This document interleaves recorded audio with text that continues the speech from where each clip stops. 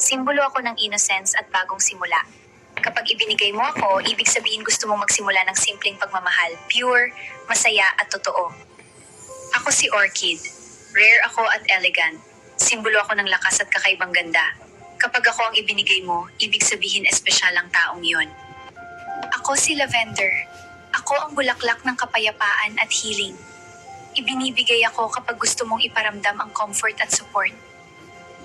Ako si Tulip. Simple pero elegant. Simbolo ako ng perfect love at comfort. Ibinibigay ako kapag ang pagmamahal ay tahimik pero totoo. Ako si White Rose. Ako ang simbolo ng purity at respeto. Ibinibigay ako kapag ang pagmamahal ay malinis, tapat at puno ng dignidad. Ako si Yellow Rose. Hindi lang ako para sa lovers, ako ang bulaklak ng pagkakaibigan. Ibinibigay ako kapag gusto mong ipakita ang saya at pagpapahalaga. Ako si Red Rose. Ako ang simbolo ng tunay at malalim na pagmamahal. Kapag ibinigay mo ako, ibig sabihin seryoso ka, tapat ka, at handa kang ipaglaban ng pag-ibig.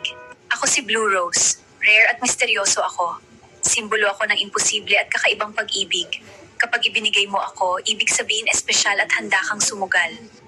Ako si Daisy. Simbolo ako ng innocence at bagong simula.